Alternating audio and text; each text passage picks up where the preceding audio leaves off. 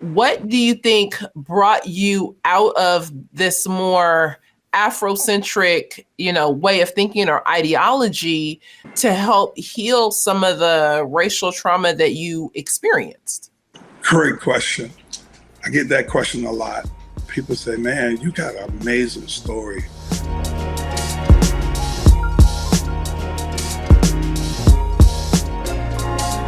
When I had that divorce, man, I was an angry, fatherless, fatherless myself, black guy. And I had a lot of blame, white people, friend of the court, ex-wife. I had a lot of stuff that was in me. And I talk about this a lot. This will probably be my first book. People say, when you can write a book, it'll probably be what called The Severe Mercy of God and His Providence.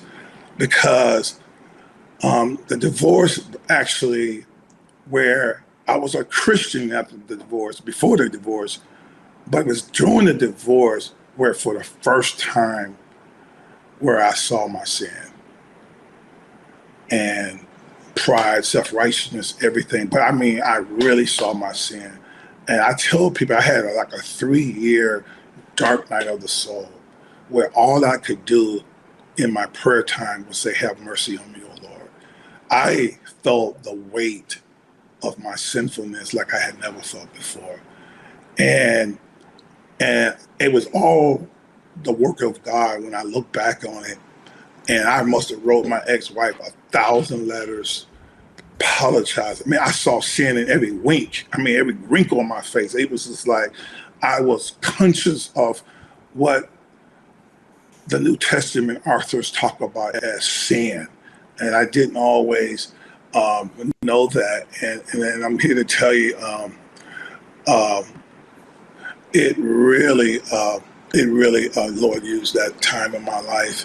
And so therefore, it was me seeing my sin. It was me really understanding what I say in Romans 3:23. I knew that mentally, I would have given you an answer if you'd asked me, but I experienced that by the grace of God, that what it means to be a sinner standing before the holy and righteous God. And when I felt and got the sense of God's forgiveness and mercy in my life, and that I was saved by grace and not with any work of myself, man, I could love anybody. I would say this in the Grand Rapids all the time when I would preach. I said, I can almost love the devil, but I will not. Because I was so overcome by God's grace, and therefore loving those who had wounded me and hurt me. Monique, to be totally honest with you, it was not as difficult at all. It was an overflow. I don't want to start crying, but it was an overflow of understanding the grace of God. And that is where the bitterness in my heart towards whites and everyone else, people who had hurt me, I was able to forgive and move on and move towards reconciliation in all things. Do you think that that's part of what's missing in our current race conversation? Most definitely. The acknowledgement of my own sin? Yes, most definitely. That's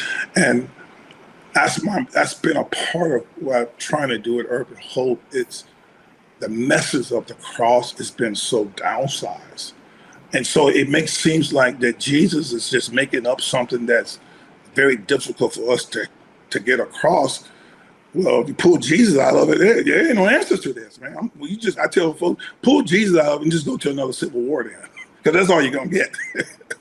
If you don't understand this Jesus component of this racial talk in any culture, how could any group of people move on? How can the Christian Ukrainians move forward with what the Russians have done to them in the last year? If you pull Jesus out of that, then that war will never end. It will never be solved. Only Jesus is the answer to that. And how people can think they can solve these kinds of atrocities that have been done to ethnic groups over the years, they gotta be crazy. There is no way the Hutus and all the different groups are gonna forgive each other. On what? What are we gonna forgive you for? No, man, I'm gonna crip your blood. I'm gonna kill you till the last crip is dead. That's all you're gonna get. Mm-hmm. You can't get anything out of that unless we truly understand who this person really was who died on that cross. And I tell people, I knew about him. I did. But Monique and Kevin, there was a moment in my life where I actually met him. And when I met him, oh my goodness, man.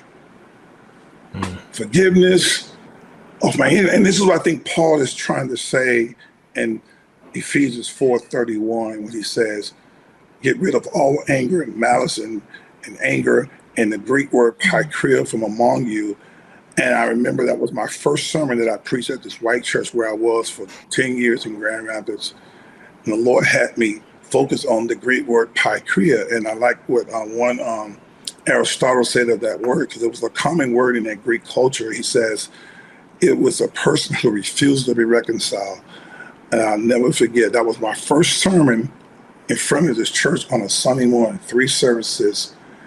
And I remember the Lord had impressed upon me to tell all these racial stories.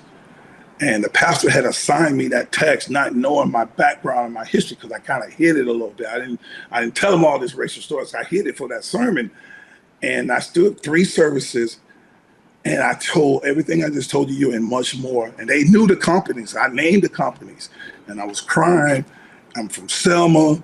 And they were already enamored with me being from Selma. It's like, well, this kid's from Selma, and he's got these stories, and this is in Grand Rapids. Like, what in the world is going on here? This didn't happen in Selma. This happened around the corner.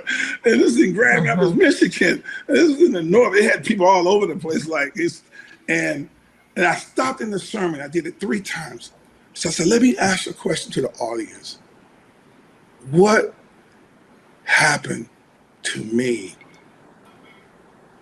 that I could be filled up with this bitterness that Paul tells the Ephesians church to get rid of, so that I can now do verse 32, which basically gives you the answer, forgiving those as in Christ God has forgiven you. And I said, I met that person on that cross. I had heard it. People talked about it, but I finally met him. And that is the only way that I said I can stand here as a black guy from Sardis, Alabama, and preach to a, at time, almost a white audience with tears running down my face. I said, I am now your brother. And I'm like Joseph, hug you and reconcile to you. And that really was the beginning of my ministry in many ways. Man, I'm just going to let you know, I mean, to our audience, to the flesh, to the unbeliever, that doesn't make sense. It doesn't, right. You know? But that is what we preach, right? We've experienced that. Everybody doesn't have necessarily your testimony, but I know in my own life, if it wasn't for the grace of God, it wasn't for that perspective of who God is and who we are, that I would not have the disposition that I have towards this topic, and people who don't look like us and have, you know, a certain history. You know, it is the cross that gets us there, you know. And I guess my question to you is, why does that seem to be missing from the church? I think, I mean, you guys know the answer to this. I think we've made the gospel in many ways academic exercise. We've taken the foolishness out of it and tried to become wise by those in whom we want to be liked by. Like you just said, it doesn't make sense. And the gospel is foolishness to those who are perishing. That my story doesn't make sense to a natural person, you know, and that's how people usually respond to it when they hear it. But when they hear it, but when they see it and think about it and perceive it, it points to a greater reality that transcends, which is what the gospel is. The gospel is something that transcends what we humans could come up with no one would have come up with a story of the gospel. We are all self-made captains of our own ship. Work my way up. That's what religion is. Let me get to God by my own strength, by my own education, by my own something.